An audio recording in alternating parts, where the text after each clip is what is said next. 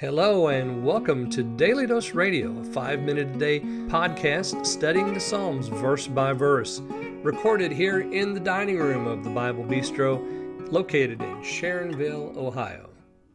Hey there, friend. Welcome back to Daily Dose Radio here in the Bible Bistro. I hope you're having a great week, or at least the start to a great week. This week we're going to be studying Psalm 97, and Psalm 97 is another one of those orphanic psalms. There's no name here, but in the Septuagint, they attribute this to David. But for us, the Masoretic text does not have any kind of attribution. There's no introduction whatsoever. But this psalm is, as we look at it, it's only 12 verses, and it contains some very important elements. We have one speaker, we have one subject. We have it beginning and ending the same way, so it's bracketed by one idea. And that idea is to rejoice. So in verse 1, we have, the Lord reigns, let the earth rejoice. And then in verse 12, we have, rejoice in the Lord, you righteous. So we begin with rejoicing, we end with rejoicing. So that's the singular idea here, that we're rejoicing, but what are we rejoicing in? What is the earth rejoicing in? Well, we'll see about that as we go through here. Of course, you begin with the statement, the Lord reigns, and we know that this is going to be the subject, the one subject throughout, is the Lord's sovereignty over all things. So today I'm going to read verses 1 and 2. So if you have your Bible open there, Psalm 97, verses 1 and 2. The Lord reigns. Let the earth rejoice.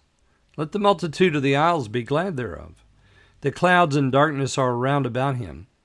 Righteousness and judgment are the habitation of his throne. So you see the idea of God's just rule is going to be laid out before us. So we begin in verse 1, the Lord reigns.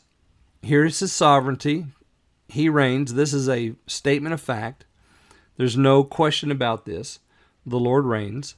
And you'll notice in the King James how they've divided this with the punctuation. The Lord reigns. There's a hard stop here because we have a semicolon. Let the earth rejoice. Another stop. We have another semicolon. Let the multitude of the isles be glad thereof. So the Lord reigns is a fact. Because of that fact, let the earth rejoice. In the first, 5 verses here, first 5 verses, it's all about the earth.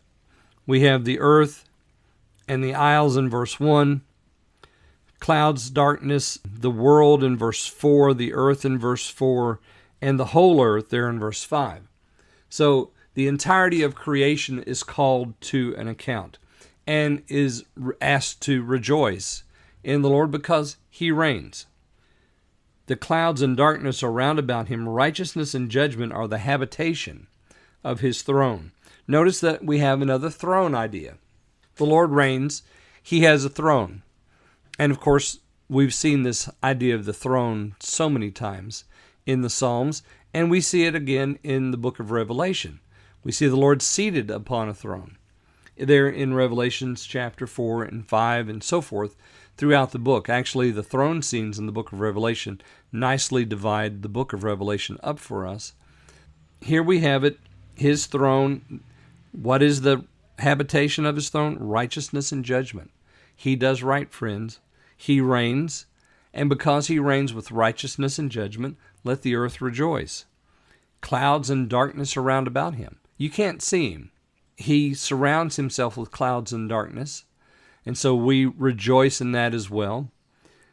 Righteousness and judgment are the habitation of his throne. We rejoice in that as well. Tomorrow, we're going to look at more of this throne scene in verse 3, in verse 4, and then we come back to the response of the world there, or the whole earth there in verse 5. So we'll look at all that tomorrow. I hope you'll join me then here on Daily Dose Radio. Thanks for listening to Daily Dose Radio. For more fresh and delicious Bible studies, podcasts, books, and more, check out the Bible Bistro online and on YouTube. Join me again next time for Daily Dose Radio.